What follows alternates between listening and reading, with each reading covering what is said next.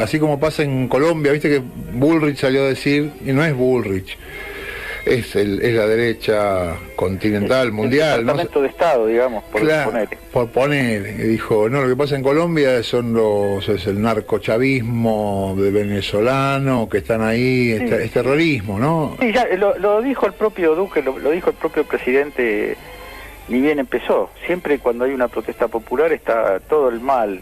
Claro, y en Israel es parecido, ¿no? Donde a un pueblo se lo acosa, se lo ahoga, y cuando el pueblo reacciona, sea como si reacciona tirando cohete o saliendo a la calle, exactamente, es terrorista. Y el asunto del narco, el día que podamos hacer una reseña de la historia del narcotráfico, vamos a ver los nombres de muchos poderosos.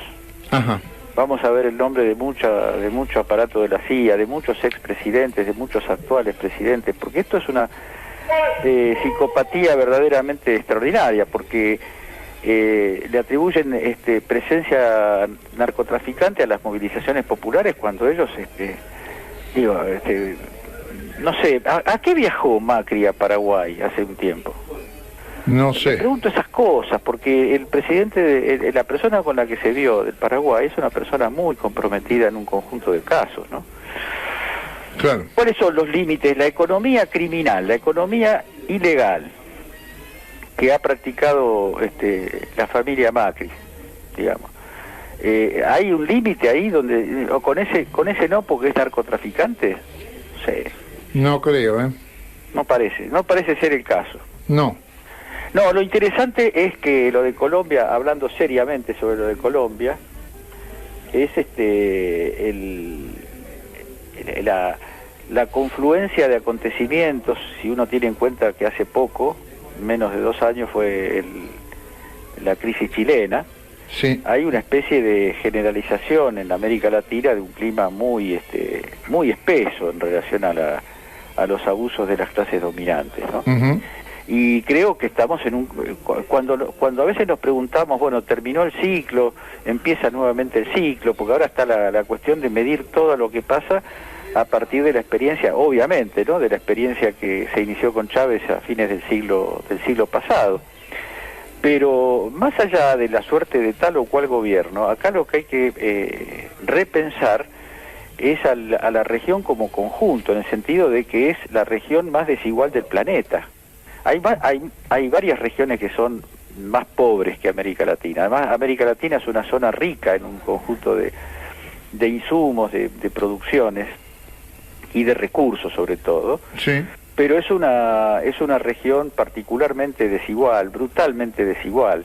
Y el mito chileno se derrumbó, ¿no? Sí. Ahora están tratando de juntar las piedras y volver a armarlo, pero se derrumbó. Y el mito, Colombia también aparecía como un mito. Es decir, no casualmente Chile y Colombia son dos puntales del Grupo de Lima. Sí. Entonces esas economías supuestamente exitosas de la década de 90, que nunca dejaron de ser neoliberales, ahora se están recogiendo los frutos de eso. Y me parece que es por un lado es doloroso porque hay pérdidas humanas y eso siempre es muy feo, ¿no? Muy doloroso. Pero por otro lado son síntomas de vitalidad de nuestras sociedades, ¿no? De sociedades que no se entregan tan pasivamente a un abuso sistemático. Colombia, la verdad es que el gobierno colombiano, cuando dice que la gente violenta de las manifestaciones es gente de narcotráfico, bueno, tendrían que saber, ya que son el gobierno de Colombia, que la principal exportación que tiene Colombia es la cocaína. Eso supongo que lo saben, pero no sé por qué ponen el problema en el lugar de los manifestantes que se pronuncian contra los abusos económicos y sociales y no en la propia estructura del Estado colombiano, donde está radicado el problema.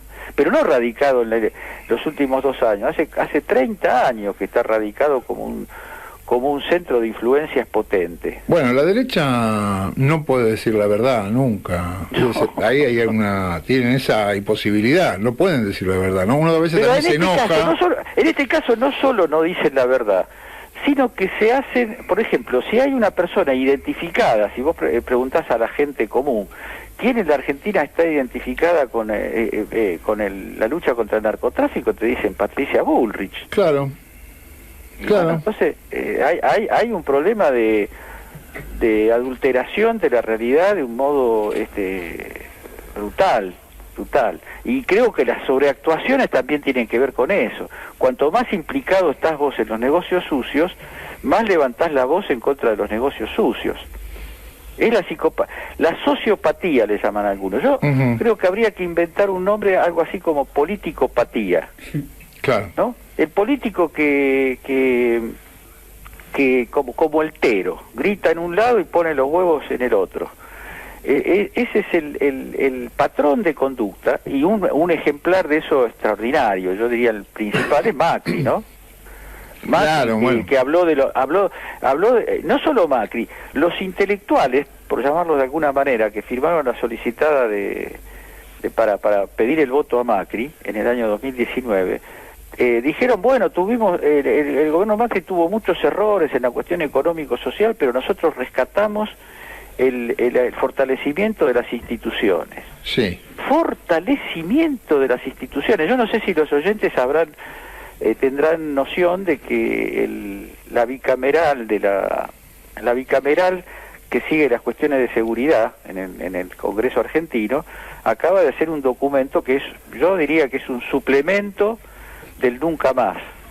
Es un suplemento del nunca más porque es un nunca más a un accionar combinado entre un sector entre los medios de comunicación dominantes, incluidos muchos periodistas de estos órganos, junto con el poder judicial, con la parte más corrupta del poder judicial y junto con los servicios de inteligencia, construyeron una verdadera legalidad paralela en la Argentina. Una legalidad paralela, una monstruosidad. Ese documento es estremecedor.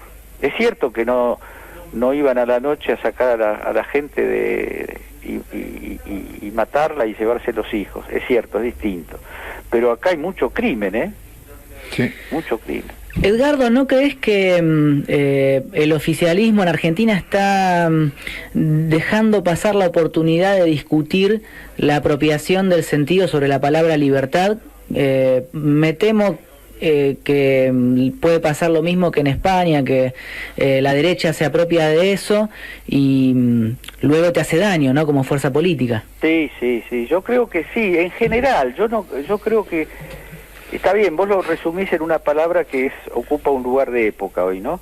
Pero en general, la capacidad de dar debates políticos de este gobierno es una capacidad limitada. Es una capacidad, salvo que consideremos, bueno, no, porque está Cristina Kirchner en el gobierno, es la vicepresidenta, ¿no? Y ella da debates y instala temas y coloca consignas que creo que son la parte más dinámica, la parte más vital de esta experiencia de gobierno. Pero desde el punto de vista del digamos así, del gabinete, la consigna principal es no crear conflicto. Sí. La consigna principal es apaciguar, lo cual tiene un lado entendible, un lado comprensible, porque no hay que prestarse a que nos lleven a una situación delirante, a una situación donde no nos podamos escuchar. Esa parte es razonable, pero es razonable sobre la base de sentar posiciones claras, de distribuir responsabilidades claras. Lo que han hecho en este país los dirigentes de la oposición en materia de la pandemia, la vacunación y todo lo demás es una cosa horrible. Y la libertad, bueno, venimos de la situación madrileña, ¿no? Estamos muy conmovidos por la victoria de la derecha en alianza con la ultraderecha, nada menos que en Madrid. Y es un tema que va a ser, yo creo que es una oportunidad política al mismo tiempo, es una amenaza muy fuerte, temible, porque el contenido de la palabra libertad está asociada al individualismo más, es una consigna neoliberal. Lo de libertario es una ingeniosa flexión que encontraron para ocultar lo liberal y lo neoliberal. Digamos, la idea de libertad, ya que estamos, vamos a decir un par de cosas como para simular que uno leyó cosas. A ver. La libertad, incluso los liberales, por ejemplo un liberal llamado Isaías Berlin, que es un liberal brillante, la libertad se puede entender de dos formas, la libertad negativa y la libertad positiva. La libertad negativa es inhibir al Estado y a cualquier organismo público, inmiscuirse en la vida personal, en la vida de las personas, sin causa, digamos así, penal o jurídica que lo justifique. Es una libertad de que no me hagan esto, de que no me aprieten, de que no me peguen. Y después hay otra libertad que Isaías Berlin llamaba libertad para hacer la vida, libertad para tener trabajo, libertad para gozar de la naturaleza, libertad para cumplir el proyecto de vida individual y colectivo que elijamos. Y acá se ha cortado en dos eso, se ha cortado en dos. La única libertad que vale es la libertad de los cuerpos respecto del Estado. Y ahora que lo digo me resulta muy extraño que nadie haya reparado en este aspecto, porque es bastante... Es de esos temas que se han popularizado. En algún momento se popularizó este asunto de las libertades y la libertad para. Pero mientras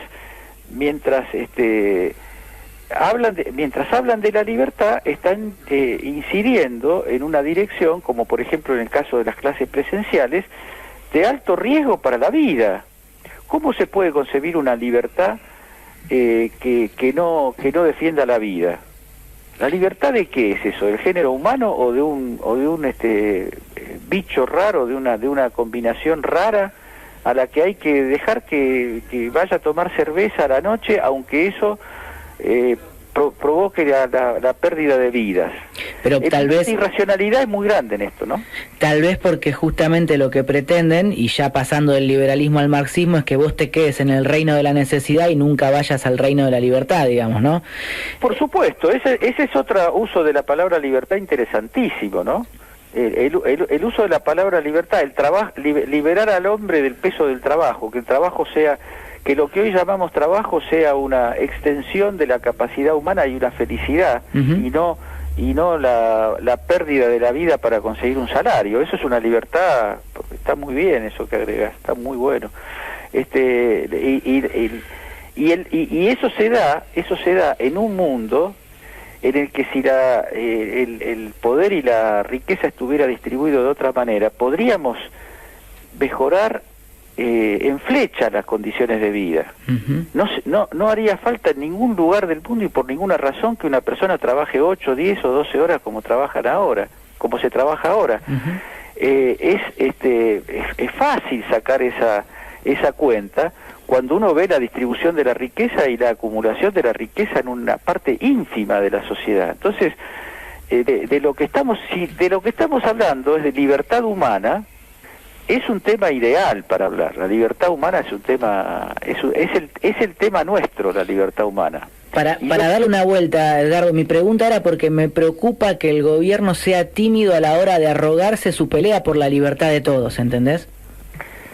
Sí, por supuesto que hay una cuestión seguramente muy fundada, ¿no? Porque también hay que ponerse en la camisa de las personas que tienen en este momento responsabilidades de gobierno y ver que la descarga de una guerra comunicativa que se está haciendo es muy pesado, ¿no? Porque te están pegando todo el tiempo, te están pegando hasta cuando decís cosas que a ellos debería gustarles, te pegan igual. Sí. ¿No? A veces los funcionarios dicen cosas pensando con esto los tranquilizo un poco a los periodistas de Clarín y al otro día le dan el doble. Ahora, cuando pensando en las discusiones que no se dan, ¿no? Y en los espacios que se dejan, en los espacios de discusión, los espacios de discurso, de retórica, pensaba cuando comenzó la pandemia, ¿te acordás que se generó un lugar de discusiones sobre a dónde va el capitalismo, a dónde va el mundo? Y de alguna manera el avance de la comunicación dominante lo que logró es que no se discuta nada y que apenas discutamos las anécdotas cotidianas, ¿no? Sí, ahora de todas maneras,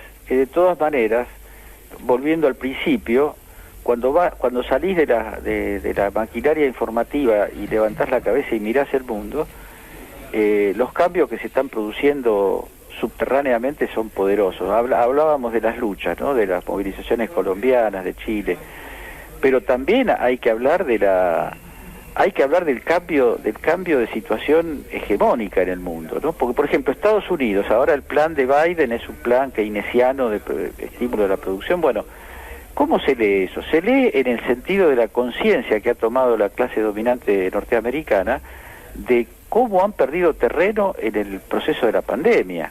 Uh-huh. Sí, el tal González, el general González, que vino del Departamento de Estado. Sí, Juan Sebastián González. Sí, el general González digo porque había un personaje de Olmedo que hablaba, claro. General González. Entonces, ¿qué vino a decir González acá? Estamos muy preocupados por el asunto de la presencia rusa y la presencia china en estos parajes. Uh-huh. No nos cae bien. No crean que nosotros no vemos que ustedes hacen una política de lucha contra la pandemia donde le dicen que no a Pfizer y se casan con el Soviet Supremo, ¿no? Ajá. Entonces ese es un dato para seguir, porque además nos ha tocado la escasa fortuna de estar cerca. Nosotros estamos un poco más lejos, por ejemplo, que los centroamericanos, pero estamos cerca, estamos en el mismo continente que los Estados Unidos. Entonces la presión sobre nosotros es y va a ser muy intensa. Y entonces eso hay que compensarlo y por ejemplo, el viaje de Alberto Fernández a Europa es una idea muy inteligente y aparentemente, por lo que cuenta, bien que lo contamos nosotros mismos lo que está pasando, pero yo creo que eso puede ser importante, porque Europa es un territorio que se ha recolocado en la geopolítica mundial, especialmente Alemania y Francia, que son los dos grandes motores de Europa, porque la idea obsesiva de Trump y también de Biden de atacar a la Federación Rusa no es una cosa que los ponga muy cómodos a los europeos, porque la dialéctica de la relación comercial entre Rusia y Europa es muy importante y se juega la cuestión del abastecimiento de gas en el medio. Entonces yo creo que esa política europeísta de Alberto Fernández es muy inteligente. Yo les diría que en el plano de la política internacional es donde ha habido las mejores jugadas del partido se jugaron ahí.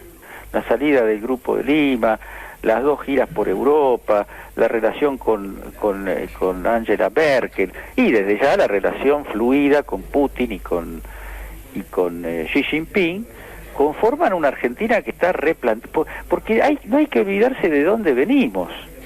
Sí. No se puede decir que la política exterior o internacional de Macri haya sido mala. Se puede decir que no existió.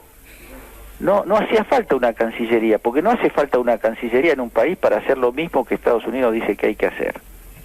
Claro. Podés darle licencia a todos los... Está bien que te compras un problema político, ¿no? Si tocas a esa... Iba a decir mafia, pero no se dice. No. A esa gente, si le sacás poder a esa gente, vas a tener problemas, ¿no? Ahora, sí. Moca, ahora ayer se lo preguntaba a Morón, no me acuerdo bien qué me contestó. Ahora que Biden dice, che, levanten el tema de las licencias de las vacunas, dejémonos de joder, o sea, o lo otro que dijo Biden.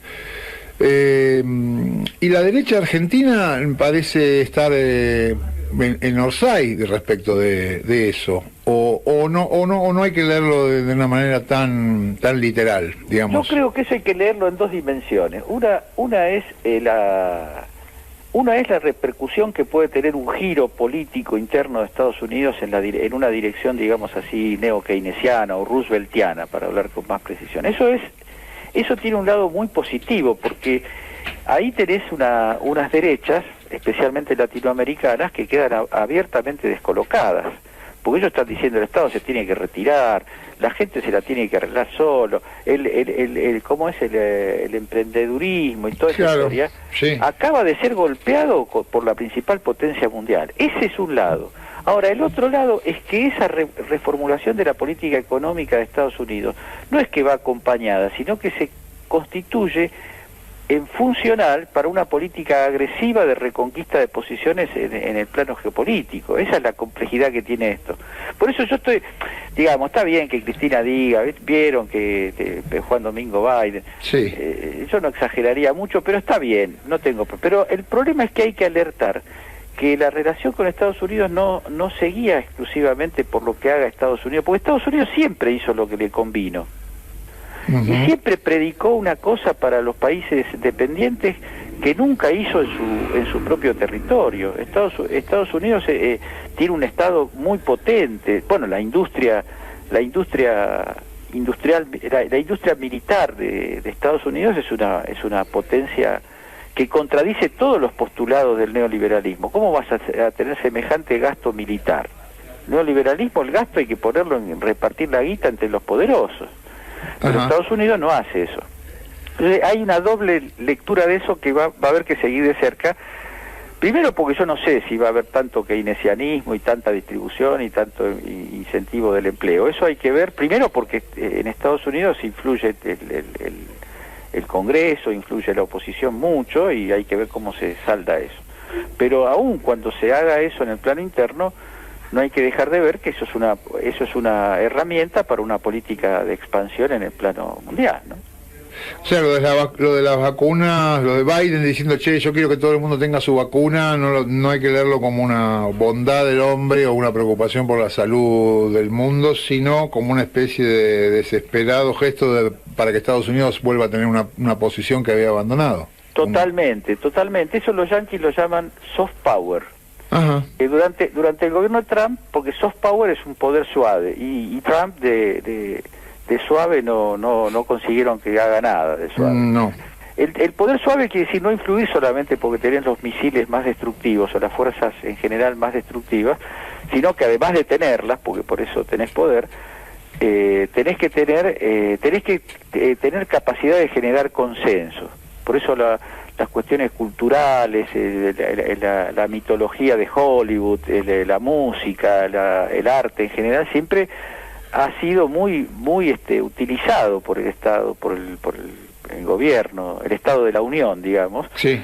En su política de influencia internacional. Por ejemplo, la historia de la Segunda Guerra Mundial, que vos y yo conocimos en el cine, tiene muy poco que ver con lo que ocurrió en la Segunda Guerra Mundial. Si vos ves las películas norteamericanas o algunos bestsellers americanos, parece que la Unión Soviética no hubiera hecho nada en la Claro. Guerra Mundial. No, que sí. la ganaron los norteamericanos. La ganaron ellos, claro. Entonces eso es muy importante seguirlo de cerca, porque esa es la parte que se convierte en capital ideológico y cultural, y que después una cosa, por ahí estamos terminando, pero quiero decir, el modo en que el diario Clarín y el diario de la Nación defienden los intereses geoestratégicos de Estados Unidos es promiscuo. Es verdadera. La guerra contra la vacuna rusa, hecha desde la cuestión de Oriente y Occidente, es un retroceso de 50 años en la mínima cultura general. No podemos entablar vínculos profundos con países que no son democráticos ni son occidentales. Eso lo dijo, no sé si Van der Koy o Kirchner o alguno de esos.